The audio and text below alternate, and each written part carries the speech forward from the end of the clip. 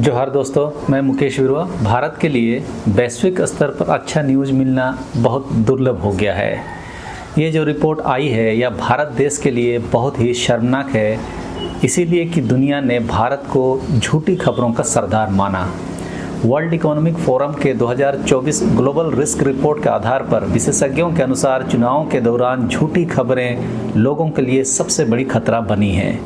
इसके लिए 34 अलग अलग विषयों पर गलत सूचनाएं और भ्रामक सूचनाएं जो चुनाव के दौरान में कही गई उसका विश्लेषण किया गया, जिसमें आर्थिक, पर्यावरणीय, भू राजनीतिक जैसे विषय शामिल थे। नेता जब जनता को गलत तथ्यों और तर्कों से गुमराह करता है तो उसे भ्रामक सूचना माना गया। भ्रामक सूचना जनता और देश के लिए बहुत ही हानिकारक हो सकती है, क्योंकि ऐसी सूचना षड्यंत्र के लिए इस्तेमाल की जाती है और गलत सूचना वह सूचना है जो वास्तविक विश्वास से परे फैलाई जाती है। आपको आश्चर्य होगा, भारत वह पहला देश है जहां गलत सूचना और भ्रामक सूचना का जोखिम सबसे अधिक रैंक किया गया है। इन गलत सूचना और भ्रामक सूचना का खतरा आप इन बातों से लगा सकते हैं कि विशेषज्ञों ने गलत सूचना और भ्रामक सूचना से देश और जनता को सबसे ज़्यादा खतरा बताया गया, और यह खतरा संक्रामक रोगों के खतरे से भी ज़्यादा खतरनाक बताया गया।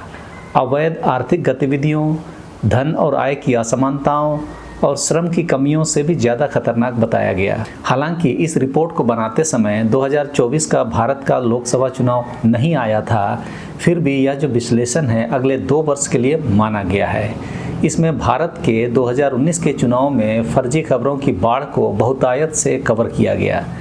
वाइस ने रिपोर्ट किया कि कैसे सत्ताधारी पार्टी ने समर्थकों को भड़काऊ संदेश फैलाने के लिए व्हाट्सएप और फेसबुक के प्लेटफॉर्म का इस्तेमाल किया था।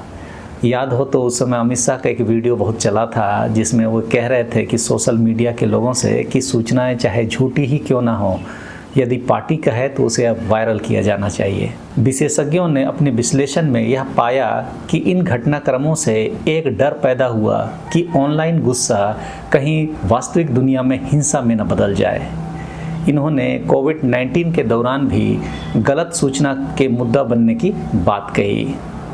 भारत तो नंबर 1 पर गलत सूचना और भ्रामक सूचना देने वाला देश में आ ही गया है, लेकिन उसके बाद अल सल्वाडोर, सऊदी अरब, पाकिस्तान, रोमानिया, आयरलैंड, चेक गणराज्य, संयुक्त राज्य अमेरिका, सियरा लियोन, फ्रांस और फिनलैंड जैसे देश आते हैं। यूनाइटेड किंगडम गलत सूचना और दुष्प्रचार के कथित खतरों में 11वें स्थान पर है। वर्ल्ड इकोनॉमिक फोरम के विश्लेषकों ने निष्कर्ष निकाला कि इन चुनावी प्रक्रियाओं में गलत सूचना और भ्रामक सूचनाओं की मौजूदगी नवनिर्वाचित सरकारों की वास्तविक और कथित वैधता को गंभीर रूप से अस्थिर कर सकती है, जिससे राजनीतिक अशांति, हिंसा और आतंकवाद का जोखिम बढ़ सकता है और लोकतांत्रिक प्रक्रिया का दीर्घकालिक नुकसान हो सकता है। यह डेटा शिक्षा, व्यवसाय, सरकार, अंतर्राष्ट्रीय समुदाय और नागरिक समाज के 1490 विशेषज्ञों की राय पर आधारित है, जो 4 सितंबर से 9 अक्टूबर 2023 के बीच एकत्र किए गए थे। जिस तरह भारत में मीडिया को सरकार के द्वारा कंट्रोल किया गया, वह किसी भी देश में ऐसा नहीं हुआ है। भारत देश में आज के समय में मीडिया को लोग गोदी मीडिया कहते हैं, यानी गोद में बैठा हुआ मीडिया। यह जनता की आवाज़ नहीं उठाती, बल्कि सरकार की तरफ से बातों को रखती है। सरकार से सवाल पूछने के बजाय विपक्ष से ब्रेकिंग न्यूज़ बनाकर सवाल पूछती है। प्रेस फ्रीडम मामले में भी भारत देश 180 देशों में 159वें पोजीशन पर है। यह अत्यंत ही दयनीय और शर्मनाक पोजीशन है। यानी हमारी मीडिया स्वतंत्र नहीं, गोदी में बैठ चुकी है। तो जनता का जो आवाज़ है कि हमारी मीडिया गोदी मीडिया है, गलत नहीं है, क्योंकि 180 देशों में 159वें नंबर पर होना उस बात को साबित करता है। और अब जो रिपोर्ट आई है कि झूठी और भ्रामक सूचना का केंद्र है भारत, इसके लिए भाजपा की सरकार और भाजपा की नीतियां जिम्मेदार हैं। इस पर व्यापक बहस होना चाहिए और दोनों तरफ से होना चाहिए, ताकि ऐसी शर्मनाक स्थिति के लिए किसे जिम्मेदार माना जाए यह तय हो सके। पता तो सभी को है, लेकिन प्राकृतिक न्याय के हिसाब से उन्हें भी बोलने का मौका दिया जाना चाहिए। इस खबर को देश के किसी भी मीडिया ने अपनी खबर में नहीं लाया। यह भी साबित करता है कि यहाँ की मीडिया गोदी मीडिया है।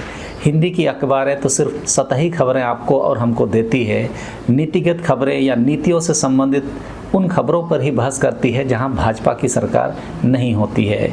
यही कारण है कि बहुत सारे न्यूज़ की खबरें आज के समय में यूट्यूब में जाकर सही मिल पाती है। आपको यह जानकारी कैसे लगी कमेंट बॉक्स में ज़रूर बताएं। सबको धन्यवाद। जोहार।